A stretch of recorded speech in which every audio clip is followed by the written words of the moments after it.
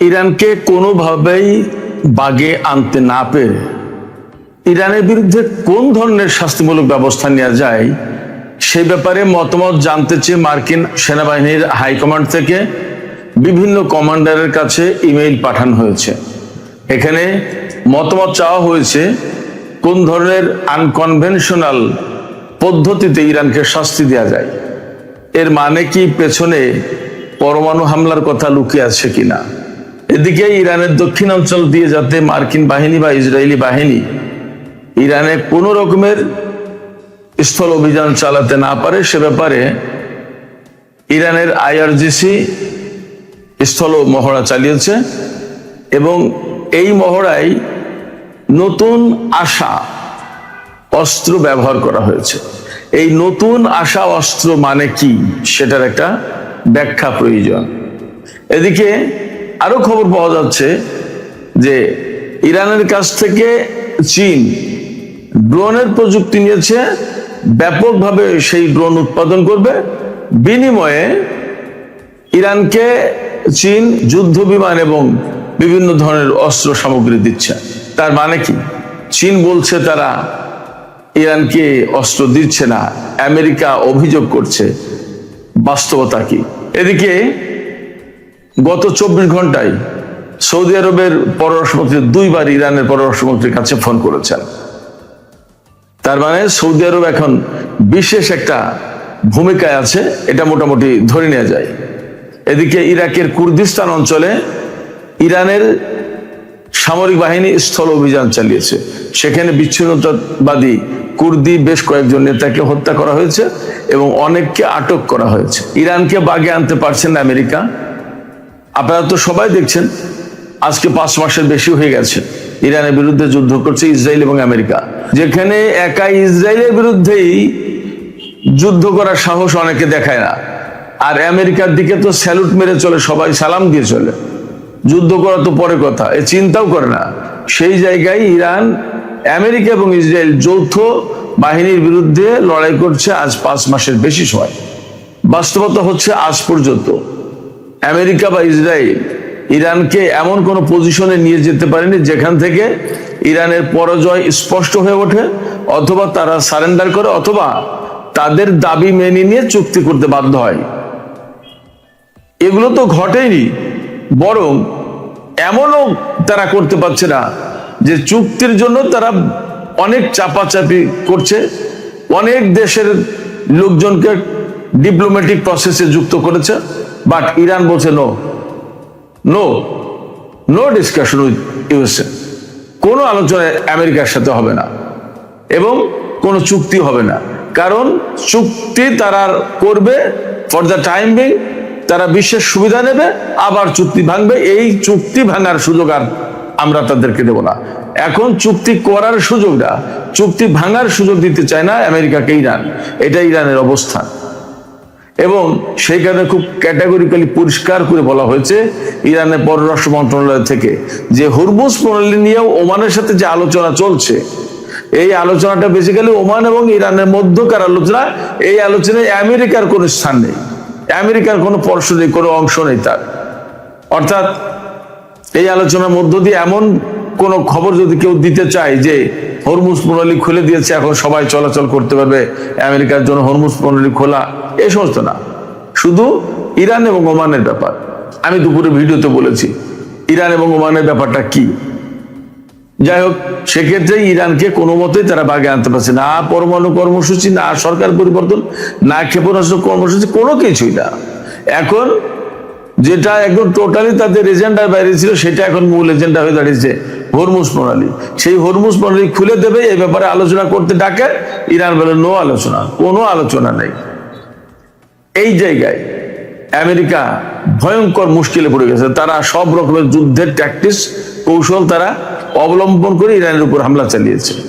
এখন তাদের হাতে অস্ত্র কমে গেছে এবং তাদের হাতে কৌশলের আর নতুন কিছু নেই। এই পরিস্থিতিতে আমেরিকার সামরিক বাহিনীর হাইকমান্ড থেকে বলা হয়েছে নিচের কমান্ডারদেরকে, বিভিন্ন সেনা কর্মকর্তাদের কাছে ইমেইল পাঠানো হয়েছে যে ইরানের বিরুদ্ধে কোন কৌশলে যুদ্ধ করলে তাকে শাস্তিটা দেওয়া যায়, তাকে বাধ্য করা যায় চুক্তি করতে। কি করা যায় বলুন, সবাই মতামত দিন। মানে ওপেন, মানে অনেকটা সামরিক বাহিনীর ভেতরে ওপেনলি মতামত নেওয়া হচ্ছে। এই বিষয়ে একদম মার্কিন CNN খবর দেওয়া হয়েছে।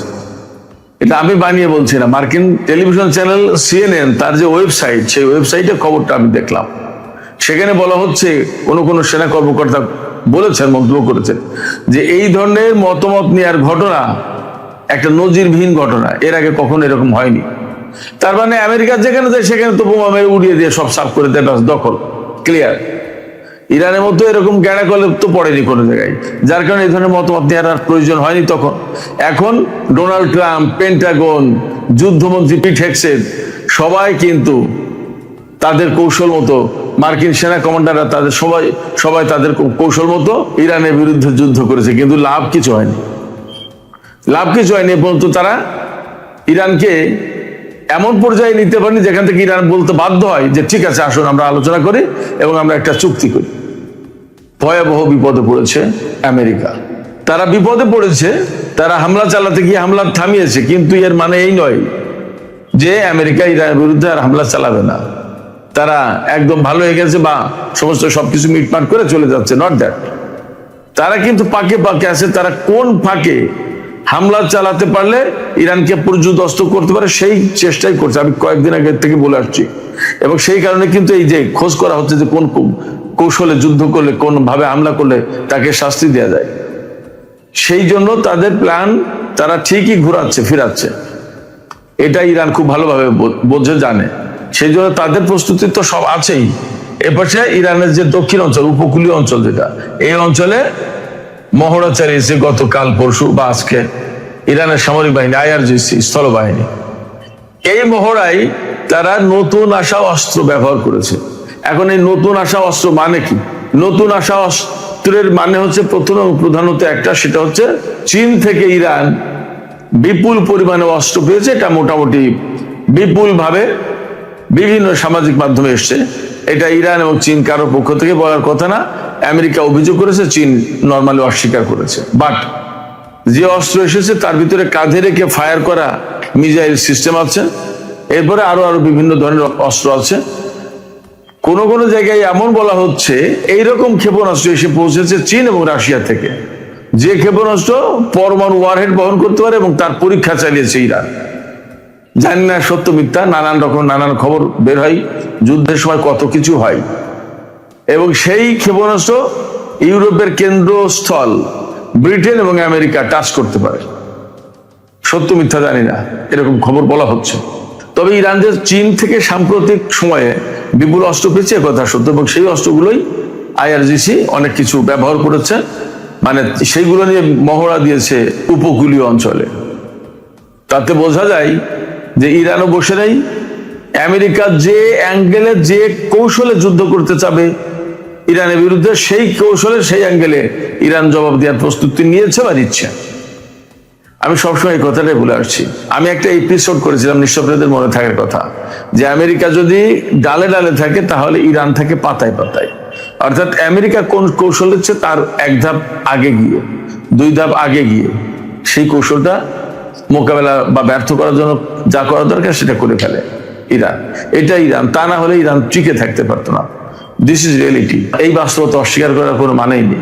আমি যা দেখেছি, অন্তত আমার বিশ্লেষণে তাই আসে। অনেকেই বলছেন আমেরিকা ইরানের স্থল অভিযান চালানোর মতো এত বড় ভুল করবে না, এটা এত বড় ঝুঁকি নেবে না, একথা বলছে। কিন্তু বাস্তবতা হচ্ছে কি, এটা আমরা সাধারণ লোকজন এইভাবে ভাবি। ডোনাল্ড ট্রাম্প তো এইভাবে ভাবে না। ডোনাল্ড ট্রাম্পের বক্তব্য কি, অ্যাট এনি কস্ট আমার একটা বিজয় চাই। গতকালকে কিন্তু বলেছেন, আমি বলেছিলাম গতকালকের ভিডিওতে, যে আমি শুধু একটা বিজয় চাই, ইরানে তাকে জিততেই হবে অ্যাট এনি কস্ট। তাতে তিনি হয়তো প্রচন্ড ভাবে কড়া অর্ডার দেবেন যে নো, মার্চ অন, ইরানকে শেষ করো যেভাবে হোক। যদি বলে যে স্থল অভিযান চালাও, কমান্ডারদের তো আর কিছু করে না, তাই হয়তো তাই করতে হবে। সেখানে কি পরিমাণে মার্কিন সেনা মারা যাবে কি যাবে না সেটা পরে ব্যাপার। ডোনাল্ড ট্রাম্পের এতে কিছু আসে না, তার একটা বিজয় প্রয়োজন। এই বিজয় প্রয়োজন, এই জন্যই ইরানকে শিক্ষা দেওয়া হবে কোন পদ্ধতিতে করা যায়, আনকনভেনশনাল সিস্টেম কি, অর্থাৎ অপ্রচলিত পথে ইরানকে শিক্ষা দিতে হবে। অপ্রচলিত পথ, সহজ পথ যেটা, সেটা হচ্ছে পরমাণু হামলা। এর বাইরে আর কি আছে আমি জানি না, দেখা যাক কি হয়। তবে আমেরিকা ইরানের ব্যাপার থেকে হাত গুটিয়ে নিয়েছে, একথা বলার কোনো মানে নেই, কোনো সুযোগ নেই। তারা ইরানের উপর হামলা চালানোর জন্যই নানা রকমের ফন্দি ফিকির করছে। এদিকে আমি আরেকটা খবর বলেছিলাম, ইরাকের কুর্দিস্তান অঞ্চল, ইরান থেকে পশ্চিমে গেলে উত্তর পশ্চিম ইরাকের যে কুর্দিস্তান অঞ্চল, ওই এলাকায় এরবিল এবং সুলাইমানের নামে দুটো এলাকা আছে, সেখানে ম্যাক্সিমাম কুর্দি বসতি। সেই কুর্দিস্তান অঞ্চলে গিয়ে ইরানের বিচ্ছিন্নতাবাদী কুর্দিরা থাকে এবং সেখান থেকে ইরানের বিরুদ্ধে নানা রকম ষড়যন্ত্র করে, বিভিন্ন রকমের অভিযান চালায়, নাশকতা চালায়, নানা কিছু। এরা বেসিক্যালি বিচ্ছিন্নতাবাদী। এই কুর্দিদের বিরুদ্ধে ইরান একেবারে স্থল অভিযান চালিয়েছে ইরাকের ভেতরে, ইরানের সামরিক বাহিনী। তার মানে ইরাক সরকারের একটা সমর্থন ছিল, এটা মোটামুটি ভাবে বুঝতে হবে। তারপরে এই অভিযান চালিয়ে সেখানে 8 জন অন্তত কুর্দি কমান্ডার, বিচ্ছিন্নতাবাদী কমান্ডার, 8 জন কমান্ডার মারা গেছে এবং অনেককে অ্যারেস্ট করেছে, আর অনেক ক্ষয়ক্ষতি হয়েছে। তবে খবরে দাবি করা হয়েছে যে ইরানের একজন সেনা সদস্য হতাহত হয়নি, একদম খুব সুষ্ঠুভাবে, সুন্দরভাবে অভিযান পরিচালনা করতে পেরেছে। এদিকে ইরান এবং আমেরিকার মধ্যে যখন এরকমের প্রচন্ড রকমের উত্তেজনা, অচল অবস্থা, হরমুজ প্রণালী বন্ধ প্রায়, গত রাতেও সেখানে একটা জাহাজে ইরান হামলা চালিয়েছে। আমেরিকা নিরাপত্তা দেওয়ার নাম করে ওমানের উপকূল দিয়ে ওই জাহাজ বের করে নিয়ে যাওয়ার চেষ্টা করেছিল, ইরান তাতে হামলা চালিয়েছে। ওই জাহাজ সেখানে স্টাক অবস্থা আছে, আটকে আছে। তো অবস্থা যখন এমন, তখন সৌদি আরব দফায় দফায় ইরানের পররাষ্ট্রমন্ত্রীকে ফোন করছেন। ইরানের পররাষ্ট্রমন্ত্রীকে গত 24 ঘন্টায় 2 বার ফোন করেছেন সৌদি পররাষ্ট্রমন্ত্রী। এই যে আলোচনা 2 বার ফোন করলেন, এতে মূলত আলোচনা যা হয়েছে তা হচ্ছে এই যে কিভাবে ইরান কূটনৈতিক উপায়ে একটা সমাধানের দিকে যায়, সেই ব্যাপারে তিনি বারবার সাজেশন দিচ্ছেন, সেই ব্যাপারে তিনি বারবার অনুরোধ করছেন। এই অনুরোধ কখন করছেন তিনি? যখন ইরাকে সৌদি আরব গায়ে পড়ে হামলা চালিয়েছে এবং যেখান থেকে ইরানের 4 জন IRGC সদস্য মারা গেছে। IRGC বা ইরান, এটা মনে রাখবে না, সৌদি আরব এখন যতই ভালো সাজার চেষ্টা করুক, ইরান কি বিষয়টা ভুলে যাবে? শুধু তাই না, সৌদি আরব ইয়েমেনের উপর হামলা চালিয়ে ইরানের বিমান যখন ইয়েমেনি নাগরিকদের নিয়ে গেল, কয়েকজন লিডারকে নিয়ে গেল, তখন 2 দফা আসার সময়, যাওয়ার সময় 2 দফা ইয়েমেনের উপর হামলা চালালো এবং সেই ঘটনাকে কেন্দ্র করে আজকে ইয়েমেনের সাথে সৌদি আরবের নতুন করে যুদ্ধ পরিস্থিতি তৈরি হয়েছে।